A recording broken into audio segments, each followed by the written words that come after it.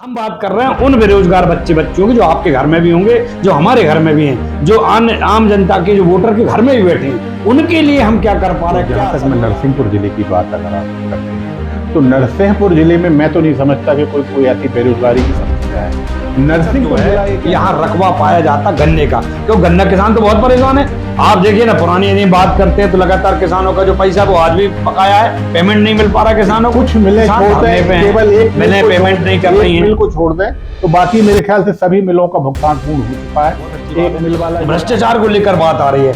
नरसिंहपुर जो है, नरसिंहपुर में भ्रष्टाचार और व्यक्तिगत हित, ये दो बड़ी बातें सामने आ रही हैं। कहीं ना कहीं भ्रष्टाचार का जन्म जो है वो कांग्रेस की कोख से होता है और कांग्रेस के आंगन में फलता फूलता है। मगर 2018 में जब कांग्रेस की सरकार बनी तो 15 महीने के अंदर जो खुला भ्रष्टाचार मध्य प्रदेश में हुआ है वह आपने भी देखा है कि जिले में मान लें, प्रदेश में मान लें, दुकानें खुल गई थी, ट्रांसफर उद्योग खुल गए थे। तो उस भ्रष्टाचार को, शिक्षा के स्तर की हम बात करते हैं, बच्चे पढ़ना चाहते हैं, स्कूलों में जाना चाहते हैं, अच्छे भी स्कूल हैं, सीएम राइज भी प्रारंभ हुए हैं, लेकिन स्कूली शिक्षा जो व्यवस्था है उन व्यवस्थाओं पे भी आप लोग का कहीं ना कहीं कंट्रोल नहीं है या कहीं। तो मैं गोरखपुर और कोदरास तरफ गया था, दूर वनांचल में, वो आप भी गए होंगे और आपने देखा होगा, जहाँ कभी रोडें नहीं हुआ करती थी, वहाँ की मैंने स्कूलों की बिल्डिंगें देखी तो ऐसा लगा कि पता नहीं हम कहाँ आ गए। इतनी शानदार बिल्डिंगें दूर वनांचल में बन गई हैं। तो आप जिसका उन्होंने 1 साल बनाया वो किस बात का भारत जोड़ना चाहेंगे। उनका जो खुद का प्रदेश अध्यक्ष है कमलनाथ जी जो है, वे खुद दंगों के आरोपी हैं। उन्होंने सरेआम रकाबगंज गुरुद्वारे के बाहर जो 1 नवंबर 1984 को दंगा हुआ, वे वहाँ उपस्थित थे। वहाँ तत्कालीन डीजीपी ने आरोप लगाया है कि 3 मूर्ति से वह भीड़ आई थी। उस भीड़ का जो संचालन है वह कमलनाथ जी कर रहे थे, भीड़ उनके नियंत्रण में थी, भीड़ उनकी बात सुन रही थी।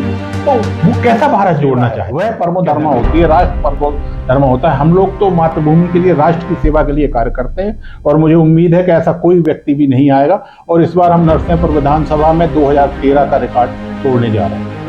नमस्कार दर्शकों, मदन तिवारी रेड अलर्ट में आपका स्वागत है। आज हम हमारे बहुचर्चित कार्यक्रम अपना नरसिंहपुर में हैं और आज हमारे बीच हैं बंटी सलूजा जी, पूर्व नगर अध्यक्ष भारतीय जनता पार्टी को, वरिष्ठ बीजेपी कार्यकर्ता के रूप में आप सदैव सेवा देने वाले व्यक्ति, उनका हम बहुत बहुत स्वागत करते हैं। नमस्कार बंटी भैया, देखते आ रहे हैं कि लगातार आपकी जो सेवाएं हैं उन कार्यकर्ताओं के रूप में देखी जाती है जो वास्तव में, जिन्हें कहा जाता है बूथ से लेकर उम्मीदवार को जिताने तक की, चाहे वो सांसद कोटे से हो या विधायक, उनके साथ सदैव खड़े होकर आप अग्रणी रहे हैं और आपने हर विकास के कार्यों में और हर ऐसे कार्य जो पार्टी के समर्पण के हैं उसमें आप आगे रहे हैं।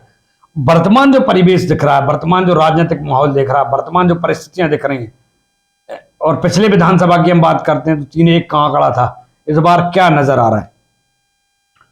देखिए मदन जी, जहाँ तक राजनीतिक परिस्थितियों का प्रश्न है तो राजनीतिक परिस्थितियाँ तो अब इस समय जो है वो पूरी की पूरी भाजपा के फेवर में चल रही हैं, क्योंकि भारतीय जनता पार्टी ही एक ऐसा दल है जो विकास के आधार पर, जो अपने किए हुए कार्य हैं उनके आधार पर चुनाव लड़ता है, और जो भाजपा के कार्य हैं उनसे जनता हमेशा प्रसन्न रहती है। और जो भी जनहितैषी कार्य हैं, जैसा कि हमारी पार्टी का सिद्धांत है, हम पंडित दीनदयाल उपाध्याय जी की अंत्योदय की विचारधारा पर काम करते हैं। जो समाज में अंतिम पंक्ति का व्यक्ति है, जो सबसे पीछे है, सबसे पीछे की पंक्ति पर व्यक्ति है, जिसको विकास की आवश्यकता है, उसे विकास के लिए, उसे जिस संसाधनों की आवश्यकता है उसके जीवन स्तर सुधारने के लिए हम कार्य करते हैं। और वो कार्य हमारी पार्टी के द्वारा लगातार, आप पिछले 20 वर्ष से भी देख रहे हैं कि 18 साल हमारी सरकार 18.5 साल के लगभग रही मध्य प्रदेश में, और जीवन स्तर पर सुधार तो हुआ है, इस बात को आप भी स्वीकार करेंगे।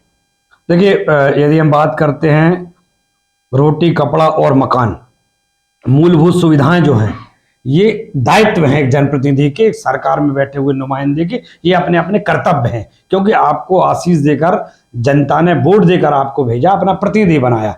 तो ये दायित्वों को यदि हम विकास की धारा में रखेंगे तो ये कहाँ तक हो जाते हैं? ये तो रूटीन वर्क है।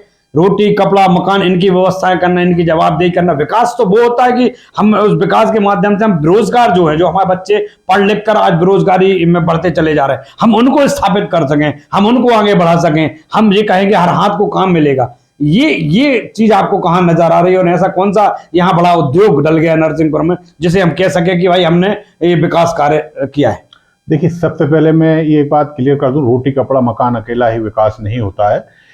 आज़ादी के हम 75 वर्ष पूर्व कर चुके हैं और यह जो है अमृत काल चल रहा है।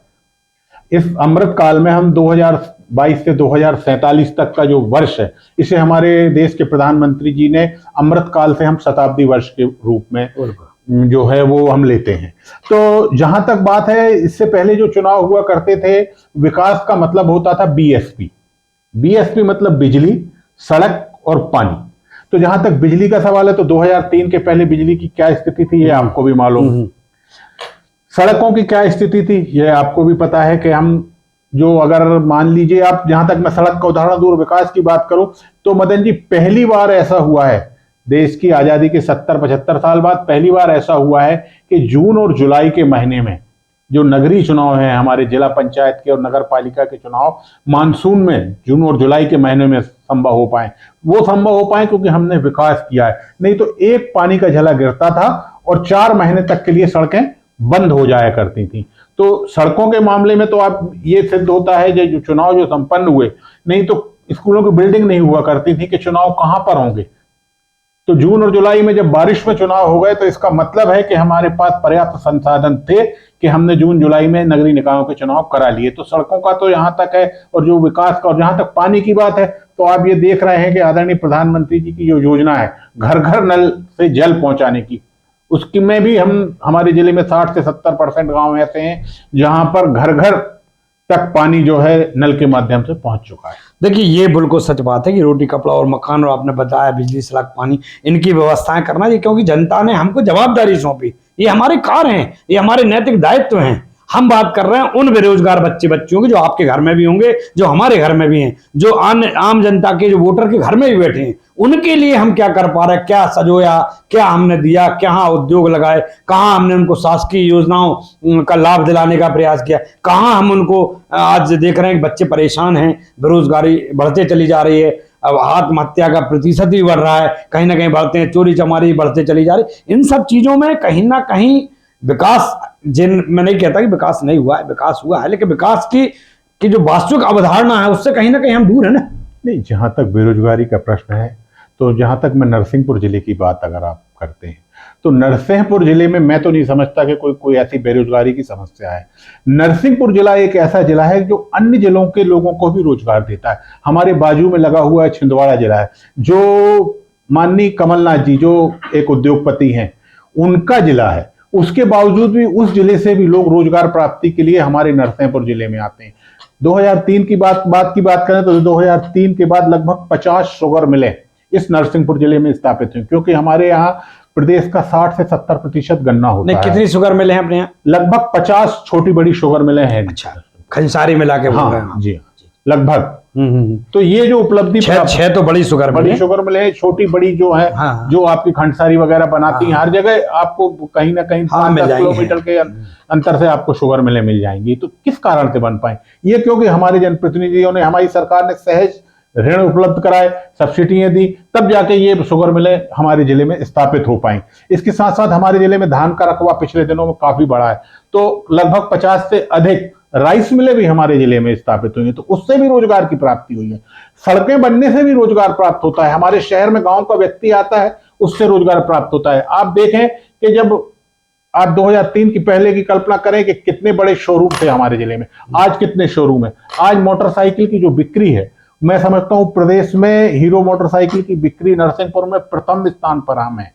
आप ट्रैक्टरों की बिक्री लगा लें, 2003 के पहले इस जिले में केवल 250 ट्रैक्टर प्रतिवर्ष रजिस्टर्ड होते थे, आज 10,000 से अधिक ट्रैक्टर रजिस्टर्ड हो रहे हैं। ये तो मजबूरी है किसान की, किसान को लेना, क्योंकि उसको काम यदि समय जब तक किसान सक्षम नहीं, मैं आपकी इस बात से सहमत नहीं हूं। देखिए, किसान नरसिंहपुर जिला जो है, क्योंकि 75% जो है यहाँ रकबा पाया जाता गन्ने का, क्योंकि गन्ना किसान तो बहुत परेशान है। आप देखिए ना, पुरानी यदि बात करते हैं तो लगातार किसानों का जो पैसा वो आज भी बकाया है, पेमेंट नहीं मिल पा रहा किसानों को। कुछ मिले छोड़ दें, केवल एक मिले पेमेंट नहीं कर रही है, मिल को छोड़ दें, तो बाकी मेरे ख्याल से सभी मिलों का भुगतान पूर्ण हो चुका है। एक मिल वाला जो है, अब ऐसा रहता है 10, 25, 50 लोगों में कोई ऐसा व्यक्ति बाहर का आ जाता है जिसके कारण भुगतान नहीं। देखिए, बड़गुआ शुगर मिले उसका भी, उसका बकाया है, बड़गुआ को भी, अन्य जो शुगर मिले उनका भी पेमेंट बकाया है। लेकिन क्या हो रहा, सीधी सीधी बात जो होगी, अनदेखी इसमें आ रही है कहीं ना कहीं पार्टी की जो सिरमौरे हैं यहाँ पर, वो उन पे अपने दायित्वों से भटके हुए कहीं ना कहीं वो जिम्मेदारियां नहीं निभा रहे, इससे लोग परेशान हैं। नहीं, ये कहना आपका बिल्कुल गलत है। जो दायित्ववान लोग हैं उन्होंने प्रयास किया, और जो बड़गवां शुगर मिल है वो जो है सरकार ने उसको राजसात कर लिया और उसकी नीलामी करके और सारा भुगतान जो है किसानों का किया जाएगा। ये कहाँ नीलामी हुई, किसने ले लिया? नीलामी की प्रक्रिया प्रारंभ है उसकी, मतलब अभी तो नहीं हुई ना। आप 2 साल किसान परेशान हो गया। देखिए, कानून है हमारे देश में, कोई भी कानून से ही काम होते हैं, अदालतें हैं, उसको भी कहने का मौका देना हमारा दायित्व बनता है, जो भी है, मगर उसका भुगतान होगा। अब चने का और मसूर का पिछले 2 साल पुराना भुगतान रुका हुआ था, हाँ। अब देखिए अब भुगतान हो रहा है ना। आखिर किसने करवाया भुगतान? नहीं, लेकिन जो किसान जब अड़ गया, किसान अपनी पे आने लगा, तब मजबूरियां करा रही क्या है? मतलब देखिए हर काम का एक प्रोसीजर होता है, हो सकता है उसमें देरी हो जाए, या न्याय व्यवस्था भी है, कोई न्याय होता है तो न्याय व्यवस्था में भी समय लगता है, तो नियम कानून का पालन तो हमें करना पड़ेगा ना। चलिए, यदि हम बात करते हैं आगे आने वाले चुनाव में, क्या अभी आपने विकास की तो सब चर्चा हो गई कि विकास हुए हैं, और इसमें भी कोई शक नहीं है कि विकास हुए हैं, लेकिन विकास में जो सबसे बड़ा एक बात थी कि रोजगार, तो रोजगार के लिए प्रयास किए जाएं, हमारी भी और हमारी आम जनता की, सभी की जो अभिलाषा है कि जो बच्चे बेरोजगार हैं उनको रोजगार, उनके हाथों में कार्य मिले, ऐसी कोई परिस्थिति भी आगे चल के बने, निर्मित हो तो बहुत अच्छी बात है। भ्रष्टाचार को लेकर बात आ रही है, नरसिंहपुर जो है, नरसिंहपुर में भ्रष्टाचार और व्यक्तिगत हित, ये 2 बड़ी बातें सामने आ रही हैं। कहीं ना कहीं जो जिम्मेदार हैं उनके ही नुमाइंदे पूरे वर्क करते हैं, जो व्यक्तिगत हित के अंतर्गत आता है, और वो कार्यों को न गुणवत्ता नहीं दे पा रहे। जिसके सड़कों का है, सड़कों में गुणवत्ता नहीं आ पा रही है, या जो भवन बन रहा है उनमें गुणवत्ता नहीं है, या ये सब चीजें भी निकल के सामने आ रही हैं, जिसके दुष्परिणाम ये हैं कि आज सड़कें तो बनी लेकिन खराब हो गई। आज आप चारों तरफ से कहीं से भी कहीं तक आओ, सारी सड़कें खराब हैं, बहुत परेशान है आम जनता। निर्माण हुए, इसमें कोई शक नहीं। अच्छा, रही बात अवैध उत्खनन की, रेत का उत्खनन, जो हाईवे ट्रैक्टर चल रहा है, हाईवे ट्रैक्टर मशीनें चल रही हैं, उनसे भी रोडें सड़कें बहुत ज्यादा खराब हो रही हैं। तो इनके लिए भी कहीं ना कहीं जवाबदार जो हैं, और आप लोग भी कहीं ना कहीं कहोगे वरिष्ठ बीजेपी के आप कार्यकर्ता, तो आपकी भी जवाबदेही बनती है, इन विषयों पर आपको मुखर होकर बोलना चाहिए। देखिए, जहां तक आपने भ्रष्टाचार की बात की, भ्रष्टाचार का जन्म जो है वो कांग्रेस की कोख से होता है और कांग्रेस के आंगन में फलता फूलता है। 2003 से लेकर 2018 तक भी हमारी सरकार रही। 2003 से 18 तक कोई ऐसे प्रकार के भ्रष्टाचार के आरोप नहीं लगे, मगर 2018 में जब कांग्रेस की सरकार बनी तो 15 महीने के अंदर जो खुला भ्रष्टाचार मध्य प्रदेश में हुआ है, वह आपने भी देखा है कि जिले में मान लें, प्रदेश में मान लें, दुकानें खुल गई थी, ट्रांसफर उद्योग खुल गए थे। तो उस भ्रष्टाचार को, उसके बाद कोरोना काल आ गया, 2 साल उसमें जो है सरकार का समय उसमें लग गया कि किस तरह से हम उस बीमारी से और किस अच्छे ढंग से उस पर हम पेश पाए हैं, ये आपने भी देखा है, और इसकी तारीफ आदरणीय मोदी जी ने भी की है। तो उस बीच में जो भ्रष्टाचार हुआ, और निश्चित रूप से उसके बाद लगाम लगाने की माननीय शिवराज सिंह चौहान जी ने पूरे प्रयास किए हैं, और लगाम लगी भी है, और आने वाले समय में जो है भ्रष्टाचार भी बिल्कुल भ्रष्टाचार मुक्त प्रशासन देने की जो कोशिश है वह जारी रहेगी। ये भ्रष्टाचार की जननी सिर्फ कांग्रेस है। आज के परिदृश्य की बात हम यदि करते हैं, आज के माहौल की यदि हम बात करते हैं, और जो शिक्षा के स्तर की हम बात करते हैं, बच्चे पढ़ना चाहते हैं, स्कूलों में जाना चाहते हैं, अच्छे भी स्कूल हैं, सीएम राइज भी प्रारंभ हुए हैं, लेकिन स्कूली शिक्षा जो व्यवस्था है, उन व्यवस्थाओं पे भी आप लोग का कहीं ना कहीं कंट्रोल नहीं है, या कहीं जो आपके जो सदस्य बनाए जाते हैं वो भी उन पर कहीं ना कहीं ध्यान नहीं देते, जिनके कारण भी शिक्षा भी प्रभावित हो रही है। जो छात्र छात्रा हैं वो भी बड़े परेशान नजर आते हैं। छात्रावासों में जो अन्न सप्लाई होता है, अनाज सप्लाई होता है, वो नहीं हो पा रहा है, अकेले चावल खाकर ही वो अपना जीवन यापन कर रहे हैं। तो ये सब समस्याएं निकल के आ रही हैं सामने। नहीं, ये मैं आपकी इस बात से सहमत नहीं हूँ। जहाँ तक आपने शिक्षा के स्तर की बात की, तो पिछले दिनों अभी राज्यपाल महोदय आए थे, तो मैं गोरखपुर और कोतरास तरफ गया था, दूर वनांचल में, वो आप भी गए होंगे और आपने देखा होगा, जहां कभी रोडें नहीं हुआ करती थी, वहां की मैंने स्कूलों की बिल्डिंगें देखी तो ऐसा लगा कि पता नहीं हम कहां आ गए। इतनी शानदार बिल्डिंगें दूर वनांचल में बन गई हैं। तो आप कल्पना कीजिए कि हमारे आसपास है, अभी आपने खुद कहा कि सीएम राइज स्कूल, कभी किसी ने कल्पना की थी कि 50 करोड़ की बिल्डिंग बनेगी, सरकारी बसें लगेंगी, बस से बच्चों को लाया जाएगा, वहां उनके लिए हॉस्टल का निर्माण होगा। तो नहीं, शिक्षक यदि भी हम हैं। भवन बना देते हैं, सुंदरता कर देते हैं, लेकिन उसमें यदि शिक्षक नहीं होगा तो क्या मतलब नहीं, है? शिक्षक भी आज शिक्षकों की कमी है बहुत ज्यादा। हमारे हमारे जो हैं, जो वास्तविक जो शिक्षक हैं वो रिटायर्ड होते चले जा रहे हैं और उसके बाद भर्तियां ही नहीं हो रही हैं। तो बहुत एक एक शिक्षक के ऊपर सारी जिम्मेदारियां हैं। अभी चुनाव की बात करते हैं, चुनाव में उनको वर्क ले लिया गया तो भी बच्चियों का भी लगातार करेली से ही फोन आया। एक कन्याशाला है उससे भी लगातार फोन आ रहा है कि बच्चे स्कूली शिक्षकों की को जो चुनावी प्रक्रिया में उनकी ड्यूटी लगा दी गई। अब वो उसमें ड्यूटी में लगे, बच्चे पढ़े हैं क्या? 10वीं की बोर्ड परीक्षा है, 12वीं की बोर्ड परीक्षा है। आप बताइए ना कि ये सब स्थितियां यहाँ पर निर्मित हो चुकी हैं। देखिए, जहां तक आपने अभी मेरे से चुनाव ड्यूटी की बात की, तो इस ओर भी देश बढ़ रहा है। निश्चित ही चुनाव से के समय भविष्य जो तो है, प्रभावित होगा। चुनाव के समय जो है वो व्यवधान आता है। मतलब चुनाव भी लोकतंत्र में आवश्यक होते हैं। तो अब माननीय हमारे देश के प्रधानमंत्री ने और सभी लोग जो देश के गणमान्य लोग हैं ये भी चाह रहे हैं कि एक देश एक चुनाव हो। मैं भी यही चाहता हूं कि 5 साल में हम 1 महीना ऐसा निकालें कि उस 1 महीने में हम चुनाव उत्सव के रूप में मनाएं और पूरे चुनाव एक साथ करा लिए जाएं, क्योंकि जिससे ये व्यवधान है ये उत्पन्न न हो।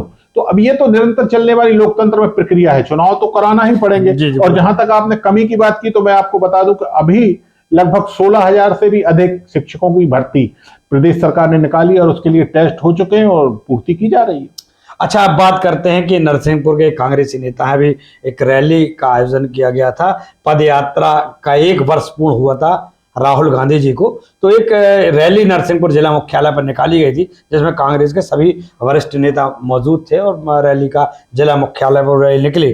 तो कांग्रेस नेताओं ने मंच मतलब नुक्कड़ सभाओं में, नुक्कड़ में जहां जहां खड़े होकर अपने वक्तव्य देना, उन वक्तव्यों में स्पष्ट तौर पर आरोप लगाए कि यहाँ पर यदि कोई व्यापार फला फूला है तो वो रेत का है, अवैध धंधे हैं, चूहा चट्टा शराब स्मैक, इनकी यहाँ पर जो है इन 2003 के बाद लगातार ये पनपा कोई है तो अवैध धंधा पनपा हुआ है।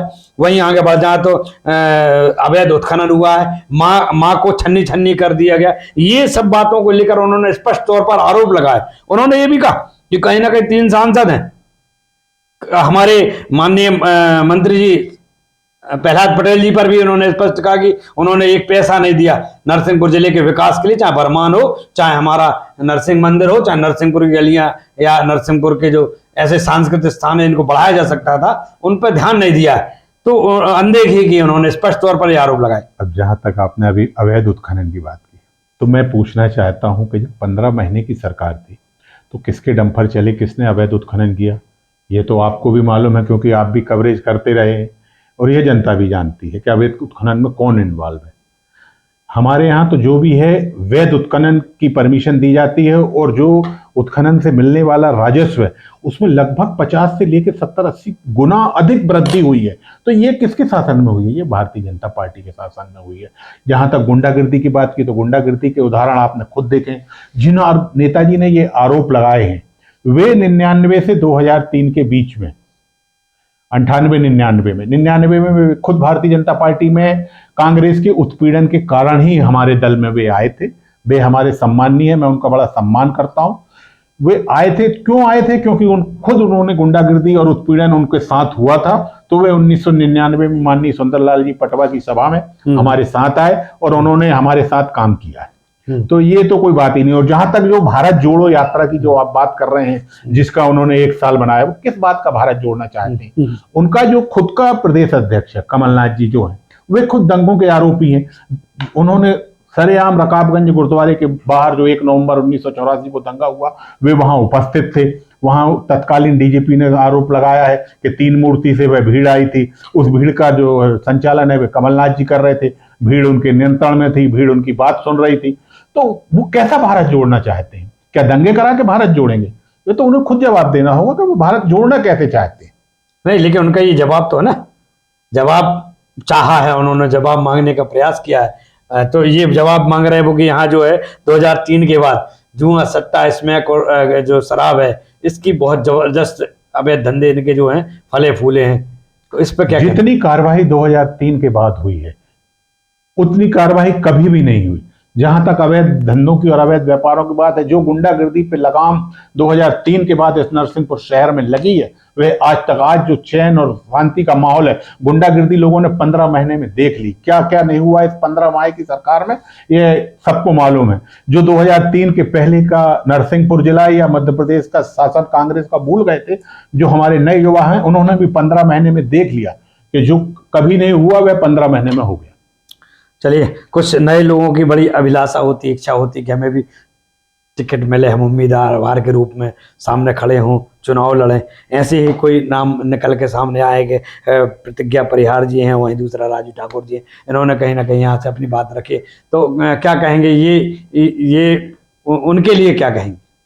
देखिए, मेरी सबको शुभकामना है, टिकट मांगने का अधिकार सबको है, मगर मेरा जो व्यक्तिगत मत है वो ये है कि 2003 के बाद जो भाजपा की 20 साल की सरकार रही है, उसमें सबसे ज्यादा कमी हमें यदि कोई खली है कि हमें कोई कैबिनेट मंत्री यहाँ नहीं मिल पाया। जी। आपने एक नरसिंहपुरिया में कहावत है कि भैया अगर परसैया पंगत में अपनों हुए तो खावे पीवे अच्छो मिला था। तो जो परसैया की कमी रही है, आपने देखा कि माननीय जालिम सिंह जी पटेल 3 महीने के लिए मंत्री बने, तो हमें एक आयुर्वेद का जो है आयुष भवन मिला, आयुष का एक स्कूल मिला, और शायद वो ज्यादा मंत्री रहते तो आज तक हमारे यहाँ आयुष मेडिकल कॉलेज भी खुल गया होता। तो मेरा तो यही मानना है कि नरसिंहपुर वालों को भी मैं यही निवेदन करूंगा कि माननीय जालिम सिंह जी यहाँ से लड़े और अधिक से अधिक मतों पे चौथी बार जीत के वे कैबिनेट मंत्री बने, जिससे जिले का विकास हो।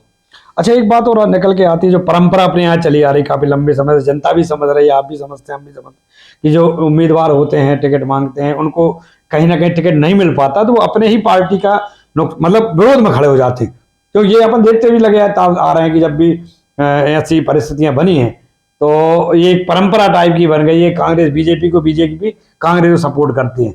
इसके मतलब क्या नजर आ रहा है आपकी नजरों से? देखो, मैं अन्य दलों की तो बात नहीं करता, जहां तक भारतीय जनता पार्टी का सवाल है, यह एक कार्डर बेस्ड पार्टी है। हमारे यहाँ संगठन सबसे बड़ा होता है। संगठन ने जिसको टिकट दिया, सारे कार्यकर्ता उसकी तरफ लग जाते हैं। यदि पूर्व में किसी से कुछ गलतियां हुई हैं तो गलतियों के परिणाम उन्होंने खुद भोगे और उन गलतियों को उन्होंने स्वीकार किया है कि दल जो हम हैं, वे जो कार्य करते हैं, वे व्यक्ति से बड़ा दल, दल से बड़ा देश, ऐसी विचारधारा को लेकर हम लोग कार्य करते हैं। और ये राष्ट्र जो सेवा है वह परमो धर्मा होती है, राष्ट्र परमो धर्मा होता है। हम लोग तो मातृभूमि के लिए, राष्ट्र की सेवा के लिए कार्य करते हैं, और मुझे उम्मीद है कि ऐसा कोई व्यक्ति भी नहीं आएगा। और इस बार हम नरसिंहपुर विधानसभा में 2013 का रिकॉर्ड तोड़ने जा रहे हैं। अच्छा, लेकिन एक चीज निकल के आ रही है, आम जनता में चुप्पी नजर आ रही है। लगातार मीडिया का सर्वे भी है, लगातार वोटर्स का सर्वे भी चल रहा है अभी, और अन्य जो जितनी भी एजेंसियां हैं वो सर्वे कर रही हैं।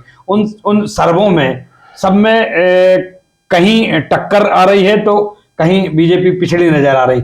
क्या वजह मानते हैं? एंटी कम्बेंसी कितना काम करेगी इसमें? एंटी कम्बेंसी काम करेगी, मगर एंटी कम्बेंसी जो है वो प्रो इनकम्बेंसी काम करेगी। मतलब जो हमारे विकास कार्य हैं उन पर इनकम्बेंसी काम करेगी, प्रो इनकम्बेंसी काम करेगी। हमने जो कार्य किए हैं उनका फायदा मिलेगा आने वाले चुनाव। यहाँ तक आपने चुप्पी की बात की ना, जब कोई बात होती है तो आदमी हल्ला करता है, चिल्लाता है। यहाँ का जो स्वभाव है, नरसिंहपुर का व्यक्ति शांत बैठने वाला नहीं है। यदि वह पीड़ित होता है तो आपको जो उनका गुस्सा है वो स्पष्ट नजर आएगा। गुस्सा नजर नहीं आ रहा है, इसका मतलब यह है कि हम 50,000 से अधिक मतों से यहाँ जीतने जा रहे हैं।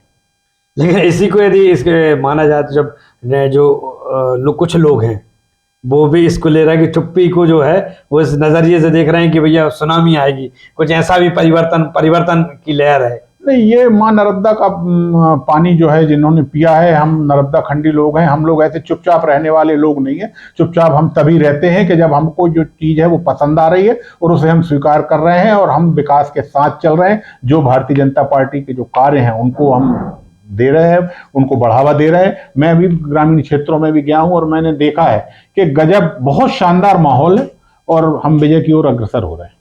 चलिए, तो हमारे साथ थे बंटी सलूजा जी, बीजेपी के वरिष्ठ नेता हैं। लगातार उनकी जो है समर्पण पार्टी के प्रति हमने देखा है, और आज उन्होंने बेबाक शब्दों में अपनी यहाँ पर बात रखी, और उन्होंने ये भी बताने का प्रयास किया कि नरसिंहपुर जो जिले में जो जनता है वो बहुत अच्छे प्रतिशत, यहाँ पर आम जनता का जो वोटर है वो बहुत अच्छे प्रतिशत से यहाँ पर चारों सीट उनका तो ये दावा भी है कि हम निकाल के ले जा रहे हैं। और अब देखने वाली बात होगी कि आने वाली जो परिस्थितियां हैं, वोटर का मत किस ओर जाता है। आज उन्होंने हमें इतना वक्त दिया, इसके लिए बहुत बहुत धन्यवाद। धन्यवाद।